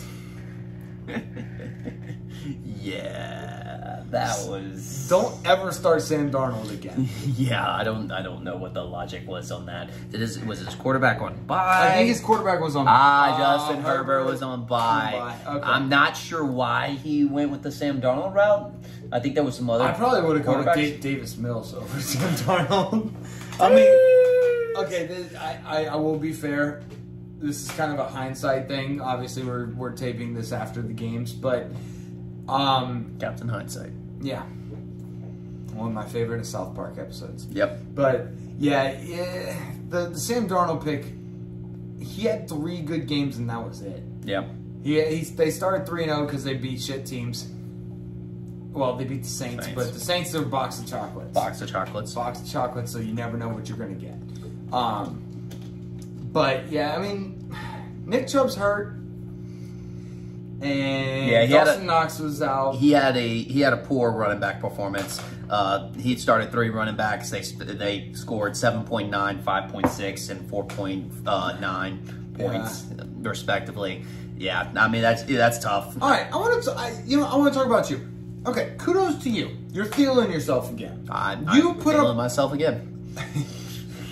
You put up 141 plus points, and you had Shepard who put up a goose egg. Yeah, I didn't really realize that until I was listening to the games and I looked at my lineup and I was like, oh shit, Sterling Shepard actually is out. Because I thought he was questionable all week and I thought he was going to be in. But yeah, he was out. You were second in the league, I think, right? Yeah, I was second in the league. So yeah, it was definitely good. I relied on the Jamar Chase performance that he continuously has. I think he's the Justin Jefferson this year. Rookie wide receiver that's just breaking out. And I think both of them, Justin Jefferson and Jamar Chase are the new OBJ Jarvis Landry when they came into the league. Ooh. That's my comparison. Gotcha. Not because they're LSU players, but 100% because they're LSU but completely because they're LSU players. 100% because they're LSU players. So, I like it. I mean, as an LSU fan, this is fun, and I'm not going to be sorry for it. I love watching this. Yeah. Love watching this. It's so much fun. Yeah. But yeah, you got anything else on this? I want to do a little new segment, the hat trick. So this one is the hat trick. Whatever. I'm drunk. But for Mike Evans, 3 touchdowns. Oh. Yes. Oh, so we got to. Bro, I just got my move award just by doing that little hat trick. Oh, so you cheated. No, I'm exercising. You exercise with the hat. Yeah, I exercise. No, I'm exercising right now. This is exercise. I'm burning calories. Yeah. Weird. All right, cool. Well, and then I guess another shout out to the defense, Bucks defense. That was a great start. 3 interceptions, 4 sacks, 3 forced fumbles, 2 fumble recoveries, and 3 points for. That's insane. But it's also against the Bears. The Bears. So and then it's more like the Bears. That's very fitting. Yeah. I think that was perfect. The Bears. Yeah, well, good job for you, bud. I'm happy for you, man. You got to win. Props to me. Even though Steeler Virginity had Sam Darnold with 3.44 points, his buys and everything, he put up 114, almost 115 points. Well, I gave him the benefit. Like, he started Sam Darnold. I was like, I'm going to start Sterling Shepard. Okay. I'm going to put one hand behind my back as well. All right, fair. That's good of you. That's good sportsmanship. Yes, good sportsmanship. I'm a good sportsman. Yes, I love that. Yeah. Good for you, bud. All right, so Thiel and myself beats Steeler Virginity 141.96 to 114.94. Okay, up next we have, what do we got? We got, I thought that was the last matchup. That is the last matchup. Okay, all right, well then let's get to, what do we got? Overpaid, underpaid. Overpaid, underpaid. All right. Let's do it. Okay, let's do overpaid, underpaid. Yeah. Actually, before that, I do want to discuss this team name war that we got going between Luth and Chris. Definitely. This is funny. This is funny. I guess Chris started off with nicknames are stupid. Yeah, so obviously, we've been having the nicknames going on with all the teams. Chris doesn't like it. Yeah, Chris is not a big fan of it. He's not a big fan of it. I don't know why it doesn't really affect him very much or at all, but, I don't know. People are going to have their opinions. Yeah, well, technically, he's just been going nicknames for his team. Yeah. He nicknamed his MILF. Yeah. She's a low-fat MILFy way. That's pretty hypocritical if you ask me. I kind of love it, though. This little nickname or a team name war, you know what? I have a theory. Chris and Luth are playing each other this week, and I believe that this is a little shit talking going on. It's the trolls, the ghouls, the goblins. Yes, So, a lot of that going on. I think they are they're shit talking, but in a different way, and I love it. I think it's a whole new way of shit talking. It's not very subtle, but it's innovative. It gets to the point. I love it. So we had, what did we have? Nicknames are stupid, and then Luth responds with, Chris is a boomer. Chris is a boomer. It was a total boomer name for a team. Yeah, that was good. That was good. It was a great response. Yeah, great retaliation. Now this one was good too, because he went directly for Luther, and he said last in points forced.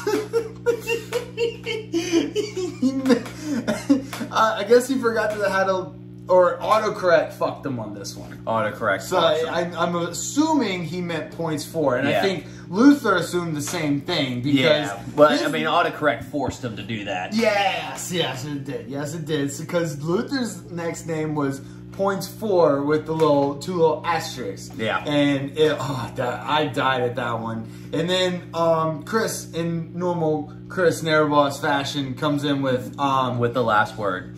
With 696.9 is greater than 831.26.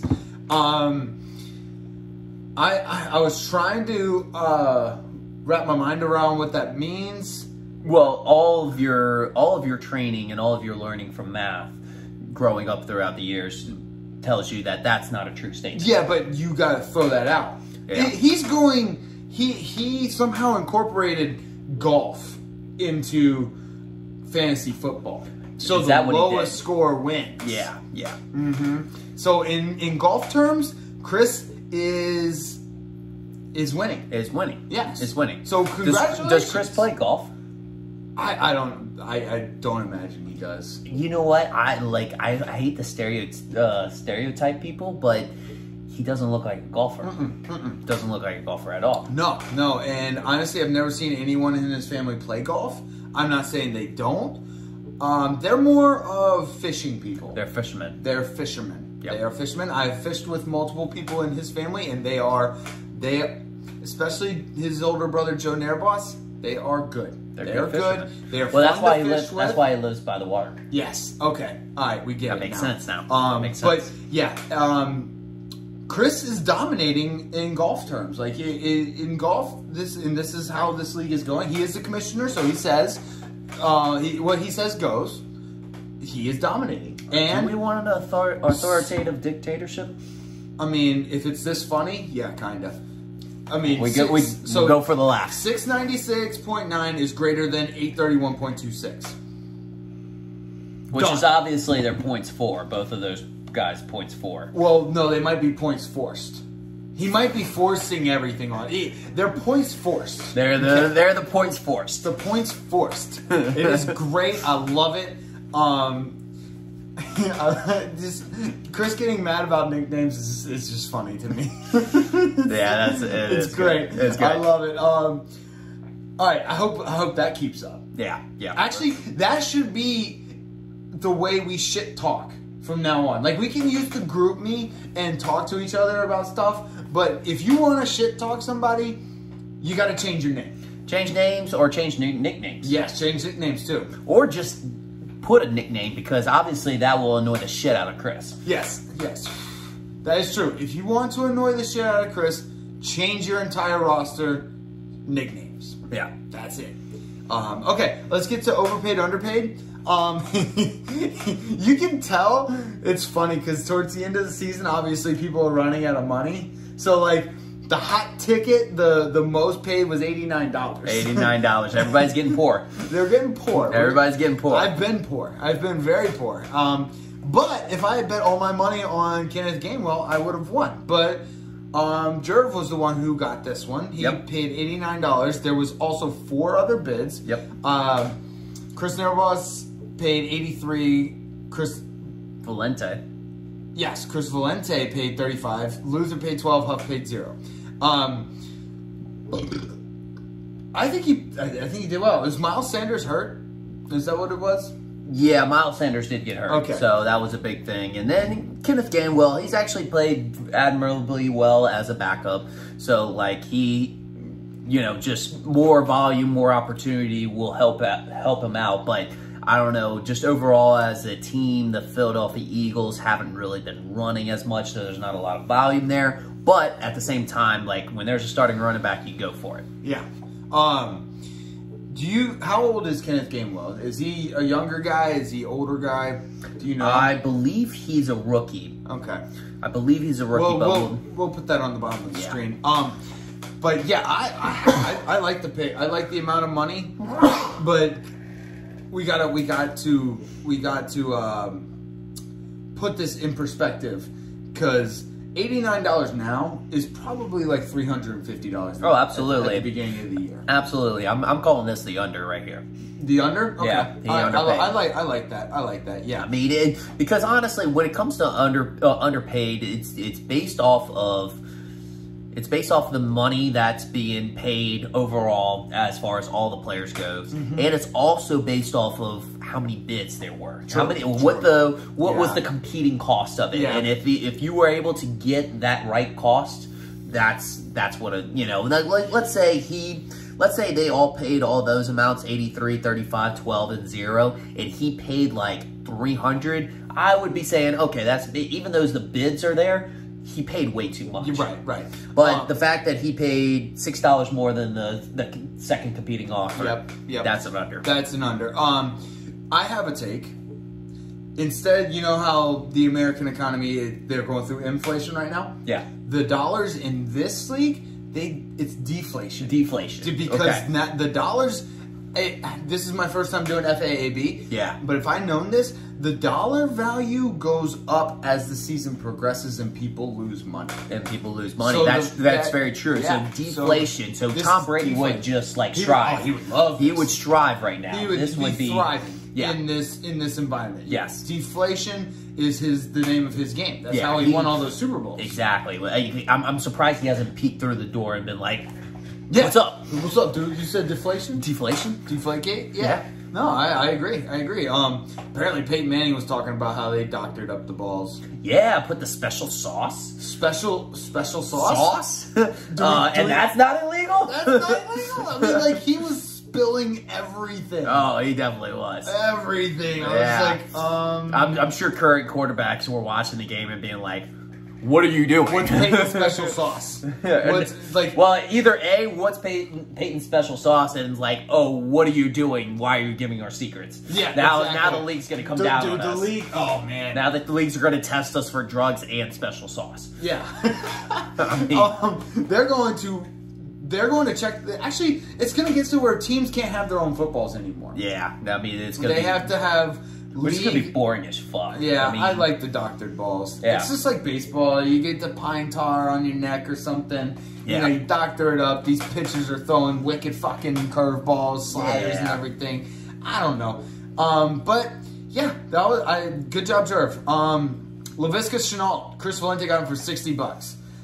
I like Shenault, so I'm gonna say it was good. But I think he might have overpaid. I mean, the value of $60 right now is definitely very high. I mean, he's already been passed around by 3 people, so like, I don't think he needed to pay $60 for him. I think he actually could have gotten it for. I mean, obviously there was 0 bids, so overpaid. So I think he could have gotten it. I think you could have gotten it for $0. And if somebody would have bid, I think they would have bid $0. So you probably could have gotten it. Or at the very minimum, like $4 or $5. Yeah, exactly. So, yeah, overpaid. This is the one. this is my fun one. Christian Kirk got picked up by Biggs for $5. I think Christian Kirk has been passed around more than a whore, right? Yeah, he's like the Megan Conrad of the league. he has won the Megan Conrad of the Megan league. Conrad Award. He's just been passed around from team to team. Goodness the funny gracious. thing is, like you had to take out. So Biggs traded him away. So yeah, Biggs actually traded him to Matt Wilson. Matt Wilson ended up dropping him, and then Biggs picked him back up. So I guess props to you, Biggs. I mean, hey, you didn't actually have to trade him. So it was basically a straight up trade with Nick Chubb and Darrell Henderson. So you honestly won the trade a little bit. But we'll go more on that later. Right. I don't know. Did he have such a good time with Christian Kirk? It wasn't good enough time to keep him because he thought he had some value, so he traded him away. But I guess it was like, oh, I'll throw you a bone. Well, also the strategy of Biggs a little bit, and I know this from inside information. So this is a little insider. You don't even have to pay for this one. Breaking news. This one's free. But he has Christian Kirk and AJ Green, so now he's shopping around AJ Green. So, yeah. So, which, honestly, good move. Good move. I think if you got both of them, obviously shop around both of them, you know, or either one of them, you know, keep one on your team and then shop around the other one. But you know, he shopped around Christian Kirk, got a deal for him, but now he's shopping around AJ Green. So I don't know which one he feels confident in, but which is actually exactly how I feel about Arizona receivers. True. Like, what do I feel confident in? There's so many weapons on There's so many weapons. So let's go. This was another one of my favorites. We had 4 people bid on the Bengals defense. Yes, this was a good one. This was a good one right here. Luth got him at $5, but Jerv bid $4, and Biggs and Huff didn't bid anything, but they still tried to pick him up. Yeah. I mean, they did have a fantastic game like we talked about against the Ravens. Yeah, not very high scoring, but they actually did exactly what they needed to do against the Ravens. But the Bengals are good. Plus, they played the Jets. Yeah, and they're showing as a team as a whole that they are good. They're here to stay. So, and then they're now, like you said, in the matchup, they're playing the Jets. That's why there were, you know, multiple bids on this one. Yeah. So I think Luth did good. Luth, that was great. I think that was an underpaid. Underpaid. He was. I mean, because honestly, the next highest paid was Jerv with $4. Yeah. So I mean, he beat it out by $1, and which is what you want. Right. That's exactly what you want. Also, yeah, exactly. Also, Christian Kirk. We forgot to say it. I think Biggs obviously overpaid. I think it was kind of more of an underpaid.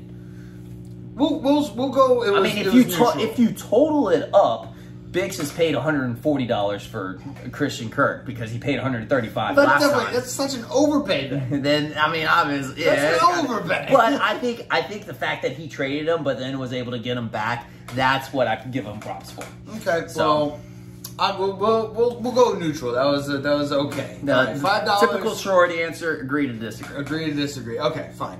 Let's see. We got Michael Gallup with Chris Nerballs getting him for $1. That's fine. That's fine. That's fine. I've got my gym of the week on this one, and I'm gonna say CJ Uzomah. Uzomah. Oh yeah. CJ Uzomah. Game. Chris got him for $0. National Tight End Day, baby. Yeah, National Tight End Day. But the thing is if you noticed last year, if you go back to last year, Joe Burrow did favor tight ends. You know, because I don't know, he still was getting a repertoire with the wide receivers. You know, being a rookie into the league and trying to establish those chemistry. So he actually did target tight ends good bit. I forgot. I think it might have been Uzomah. I think it might have been somebody else, but he was targeting a tight end quite a bit. So he has that tendency to, you know, go to his tight end. So like, I mean, obviously, do not leave, especially if he performs like this. You know, and this isn't the first time that he's done it. I say that's a great pickup, only for $0. Didn't even have to spend a penny. That's my gym of the week. Oh, nice. I like it. I like it. Yeah, that's all I got for overpaid, underpaid. You got anything else? That's it. Okay. Let's see. We had a trade. Yeah, we had 2 trades the end of last week. Okay, that we weren't able to get to. So I think we should, you know, get to those, of course. Okay. What's the first one you want to get to? The one with Matt Wilson, Steal of Virginity, and the 2-2 train. Mm-hmm. So Steal of Virginity was able to acquire Dawson Knox, who's, you know, kind of getting passed around like Megan Conrad. Yeah, he's also up there for the Megan Conrad. Yeah, but he's like getting passed. He's like the prestige pass around. Like it's like true. Like he's shown flashes enough that people, you know. It's a first time showing flashes, so people aren't really confident enough. She's kind of the new hoe that people want. The new hoe, yes. Okay. So she's the new hoe that, you know, it's like, oh man, the flat, shiny object that everybody's like, oh wow, you know, I want to. Yeah, he's a transfer. Yeah, yeah. So obviously, like at this point, like nobody knows that she's a hoe. But, you know, it's still trying to get with her. And then now we're discovering that, you know. That she might, like, the first 2 bros already went through it. Now everybody's like, oh, we have a chance. Let's go. I still have a chance, yeah. So, but it hasn't been established that she is a hoe. Right. But she is. But she is. Yes. Okay. She is. All right. That's Dawson Knox take for you. Yeah. So 2 Buffalo Bills players. That's interesting on the trade. I you know, that's kind of I don't know. It's like sharing the same points.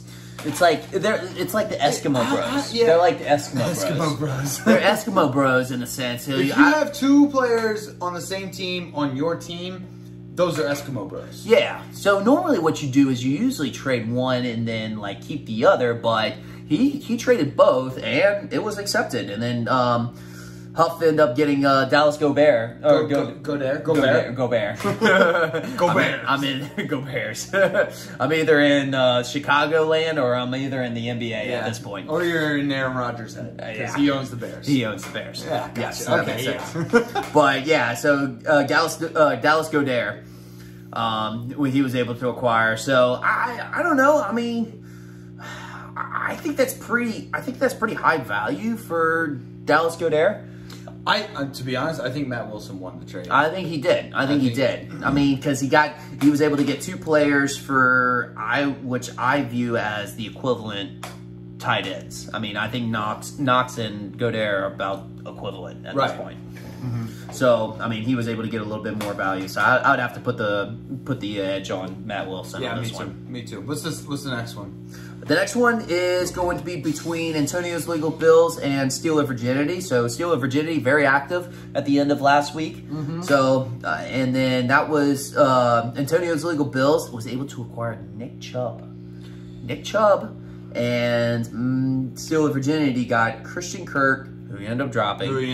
And Darrell Henderson. So this is a total win by Biggs, in my opinion, because he essentially traded Nick Chubb for Darrell Henderson. Yeah. Which blows my mind. So, like, the logic I can maybe put to this is that Nick Chubb gets hurt all the time, so he's a little bit frustrated that he's not all the time. That he's not on. Yeah, well, but at the same time, like, I don't know, just that he's hurt right now. Maybe that's going to continue through the season. A lot of times players have a tendency, if they're hurt during this, at one point of the season, it kind of continues on through the season. Mm-hmm. So I get that, but on paper, I mean, obviously, Antonio's Legal Bills got the win on this.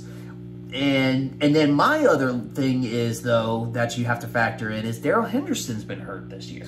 I don't really understand what Matt was doing. I'm not sure if he was just drinking too many Busch Lights. That's a possibility out there in the sticks where he lives in PA. Yeah. But yeah, I just hope he was really drunk. Yeah, I do too. And honestly, to troll Matt, Biggs end up nicknaming Nick Chubb, Matt Wilson traded him to me. So it's a troll. Complete troll on him. So, like, I mean, no. Yeah, right after the trade. So, like, if you didn't even think... Insult to injury. Yeah, so I don't know. I'm not... And the thing is, I guess Matt actually has, like, the luxury as far as his standings in the league that he could do, like, I guess a bad trade, but... He's not had a good last 2 weeks, though. I don't know. I mean, this is tough. This is tough right here. I don't know how to justify this. That one got pushed through, right? Yeah, it got pushed through. All right. We got to talk to... we might have to have a word with her. Actually, you know what? Chris pushes everything through, so, like... If you agree to something, if you are able to catch Luke while he's at a wedding or Matt while he's hammered on Busch Lights, then yeah, fuck it, push it through. Yeah. I love it. Do we need to do maybe an interview with Matt Wilson? No, kind of check in on him. Check in on him. Just check in on him. See how he's doing. I still want to do Luke as well. We'll have our people talk to your people. Yeah, I want to get inside that Rick and Morty brain of Luke. Oh yeah, we need to get Luke. Yes, yeah, yes, absolutely. That would be cool. Absolutely. But I think what we'll do from here on out, and I guess I haven't discussed it with you yet. We're still finalizing the details, but maybe doing the interview as a separate segment. Oh yeah, like from the show. That way, it's not so overwhelming. So long. Yeah, because the Luther. That was 2 hours and 45 minutes. Oh, I loved every bit of it. But I think if we do separate videos, then we'll be fine. I agree. That was the only trade, right? Or that was the last one? That was the last one. Okay, perfect. Let's get to the power rankings.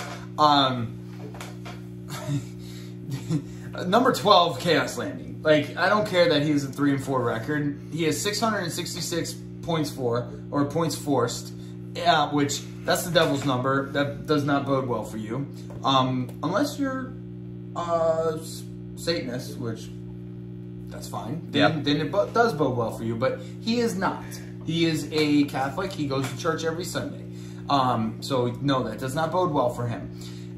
He's bad. We're gonna have a chat with him and make sure he sets his, because he does set his lineups, but he, for some unknown reason, puts in Rob Gronkowski over Robert Tonyan every week. It's his love affair. He has a love affair with Rob Gronkowski. Rob Gronkowski. Okay, that's. I mean, he's a decent looking dude. He's got a girlfriend though, and James has a wife and two kids. Which is our sister. Yeah, he's our brother-in-law. He has a wife, 2 kids, and 1 on the way. So, might be time to cut the crush on Rob Gronkowski out. That's all I'm saying. So number 11, I did the updated names, at least updated as of Wednesday. Yes. Points for asterisk is number 11. Yep. Mostly just because of the record. I kind of wanted to put him over Grada Van Fleet, and I probably should have, but he's coming in at number 11. But right now, Grada Van Fleet got his win, so yeah, we had to throw. We had to throw him a bone. There's not too much going for Detroit and Bobby and all them. Notre Dame's been losing, they're not good.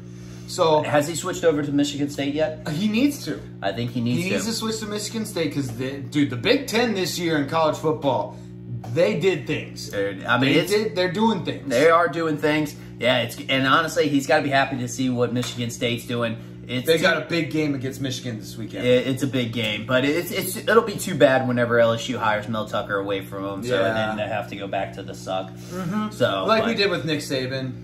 Yeah, it's okay. You know. I mean, you got to share recruits with Michigan. So in Louisiana, you don't have to share recruits with anybody. LSU is king. LSU is king in Louisiana, except when Nick Saban comes and steals like 1 5-star recruit. That's about it. Yeah. That's about it. Coming in at number 10, Grada Van Skeet. He's got 2-5 record, 704 points forced, and 784 points against. He got a win. He got a win. Okay. Number 9, Legion of Buttsex, coming in at 3-4. He's still not good, but he is 3-4. He's right in the middle of the pack. Right in the middle of the pack. Don't fucking know how. Don't know how. It's that Ricky Morty brain of his just somehow, I don't know, gets lucky. He's just lucky. He is. Coming in at number 8, we have Steeler Virginity. He's coming off 2 tough losses, I think. Yeah, I mean, we had a close matchup this week. I kind of scored a lot of points, got him on his points against kind of high, but yeah, he was top of the league at one time. He was one of the hottest teams. Just gotta get going in a slump. Yeah, and I know he did some trades, so let's see if it works out. I mean, but they were bad trades. They were kind of bad trades on paper. Well, on paper, they were bad trades. So I don't know. Let's see how we'll see how it works out. Time will tell. Coming in at number 6 is 696.9 is greater than 831.26. He's at 4-3. I just love his name. He's got 696 points forced. If you didn't know. If you didn't get that. If you didn't get that. He's got 696 points forced. 704 points against, which is one of the lowest in the league. He's actually the second lowest behind yours truly. But yeah, coming in at number 6 is Stealing Myself. I got you above him just because of the sheer fact that you have over 100 more points forced than he does. Yeah, I'm really feeling the Jedi way. Yeah, you are. You got a good win. You had a good win. Maybe this will turn things around for you. Look, as long as my force points are good, the force is strong with me. The force is strong with you. Yeah, I'll be good. All right, coming in at number 5 is me, Discount Double Fingers. Yeah, I'm here. Even though I have a 5-2 record, which again I'm not apologizing for. I had a loss. That's fine. I had my top 2 running backs were out. So yeah, you had big bye week. I'd say I was an NSYNC week. Yeah, it was an NSYNC performance week. NSYNC performance. But yeah, I mean, I have by far the lowest points against too. I'm also the luckiest team in the league. Yeah. Which is why we have you at that point. Right. With that record. Which coming in at number 4 is A-Rod's Last Ride with a 4-3 record. But Lord, did he have a good week. We're very recency biased. Yes, very recency biased. He's back. He's back. He's back. So he always hovers up at the top 5. He's always up and down with the top 5. I mean, I think last week was the lowest we ever had him. Yeah. But he quickly changed that and got himself back on. Totally redeemed himself. Yeah. Basically. So coming in at number 3, we got the Choo Choo Train. Powerhouse still. His 3 running backs on paper are just ridiculous, right? Unbelievable. I mean, he's got the Choo Choo Train, obviously. Derrick Henry, Saquon Barkley, and he traded for Dalvin Cook. Dalvin Cook, like he's got 3 first-rounders in his lineup, like just at running back. It's wild. So coming in at number 2 is probably the hottest team in the league, Antonio's Legal Bills. Yep. David Biggs. Hey, I'm rooting for you for the Braves, man. I'm rooting for you. He's not. You know, he's an Astros guy. I like the Houston Cheetahs. The Houston Cheetahs. Let's go. At least you own it. Yeah. Good for you. I do. All right, cool. I do. But hey, if they win the World Series this time, is that 2 World Series? Well, we have to wait a year and figure out if y'all cheated again. Oh. Yeah. Probably so. Yeah, probably. I mean, you're not really an Astros fan. You're just going... Are you an Astros fan? I'm hovering on the Astros fan. I was actually teetering between an Astros fan and a Braves fan, because being in Mobile, Alabama, we had a lot of Braves fans as well, so I kind of kept up with them a little bit as well. But I think the deciding factor was the LSU players on Astros. So. Okay, so you decided. You're an Astros fan. I am an Astros fan. That's what I'm saying. All right, we established it. Good. Yeah, so Atlanta, the city of Atlanta has something to root for. If they blow a 3-1 lead, it's going to be classic. I'm going to have so much fun with it. I will too. I'm going to have so much fun with it. I hope, like, I'm rooting for the Braves. I bet on the Braves. But good Lord, if they lose after a 3-1 lead, I am going to shit my brains out. Yeah. Yep. I think coming in as number 1, the best team in the league, I think, still, with a 5-2 record, is CD's Nuts. Still has the highest points forced. Yeah, points forced. He does have the highest points forced. Yeah, he's good. He's good. That's all you can say. Chris Valente, he's new in the league, right? He's a recurring yes. Team in the league. Okay. Yes, yeah. Right, so cool. He did take a break, but he came back. Gotcha. I don't know if he did the typical Valente team again, because last time it was a Valente effort. Duo. Remember, because Dan drafted for him. Gotcha. Last time, but maybe. All right, yeah, that was our power rankings. Hope you enjoyed it. Let's get to the predictions.